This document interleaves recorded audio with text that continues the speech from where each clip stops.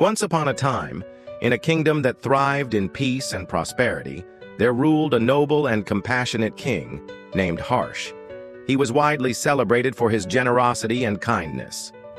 Every morning, as the first light of dawn touched the earth, King Harsh would ride through the city in his majestic chariot, carrying baskets filled with food for the hungry. He ensured that no person, regardless of their status, went without nourishment. He fed the poor, aided the sick, and shared his bounty with the stray animals that roamed the streets. The people of the kingdom affectionately called him the protector of the helpless, and they praised his selflessness.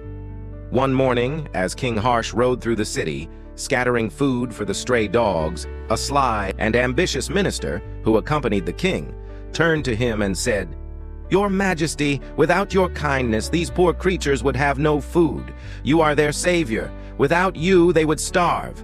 The kingdom is lucky to have a king so noble as you." King Harsh smiled faintly at the flattery. But just then, a saint sitting by the side of the road laughed softly, his voice carrying over to the king. Intrigued, the king halted his chariot and asked, "O wise one, why do you laugh?" The saint, calm and serene, looked up at the king and said, "I laugh, your majesty, because the words of your minister are amusing.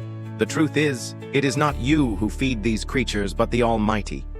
You are merely the medium through which his blessings flow. The real giver is above us all. When you give, it should be done with love, not pride. For love is the language that all beings understand, and it is love that binds us all."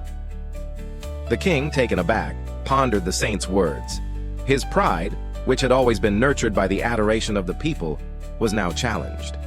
Did this saint imply that his acts of generosity were meaningless? The king's pride was wounded, and he was determined to prove the saint wrong. The following day, King Harsh decided not to give any food to the needy. He would show the saint that it was indeed his kindness that kept the kingdom alive, not some higher force. The king rode out in his chariot as usual, but this time he ignored the hungry dogs and the beggars. They watched in confusion, hoping for the food they had come to expect, but King Harsh passed by, not giving them a single morsel. Days turned into weeks, and the once lively streets seemed to grow quieter. The dogs, once strong and playful, grew weak and frail. The beggars wandered the streets in search of food, but found none. The kingdom began to feel the weight of neglect. The people murmured among themselves, and the once vibrant city became a shadow of what it had been. One day, as the king rode through the now somber streets, he spotted the same saint sitting on the roadside with a slight smile playing on his lips. The king, unable to resist, stopped his chariot and said, "See, wise one, I have not fed these dogs for days. Look how weak they have become. Does this not prove that I, and not some Almighty, have been the one to care for them?" The saint, unmoved by the king's challenge, simply nodded. "Tell me, your majesty, have you seen how these dogs have managed to survive?" The king scoffed. "Survive? They are barely alive. A few more days without food and they will surely die." The saint nodded again, this time with more conviction. "Life and death are in the hands of the Almighty. If it is written that these dogs must suffer, then so be it. But remember, true kindness is not about proving oneself. It is about giving freely without expecting anything in return." The king clenched his fists, his pride burning hotter than ever. He would not let the saint's words go unchallenged. The next morning he set out once again with his chariot filled with food, but fate had other plans. As the king's chariot made its way through the kingdom, the wheel suddenly broke. The chariot toppled, and the king was thrown to the ground. His basket of food spilled onto the earth, and the king lay there, stunned and in pain. To his surprise, the dogs, who had followed him for so many days, did not rush to the food. Instead, they gathered around the king, licking his wounds, standing guard over him as if protecting him.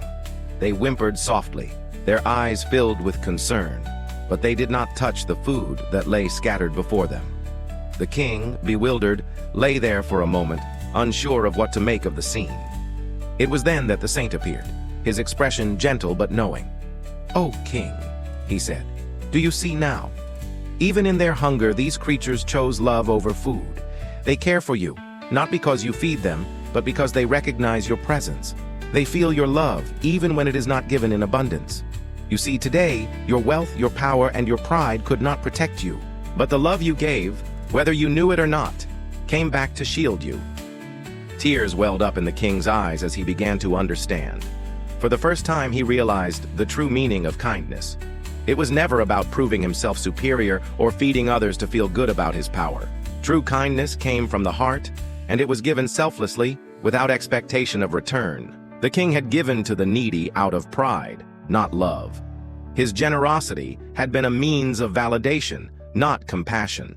The king, humbled and changed, bowed before the saint. "I now see my mistake," he said softly. "From this day forward, I will give not out of pride, but from the depths of my heart, with love and compassion." And so, King Harsh changed his ways.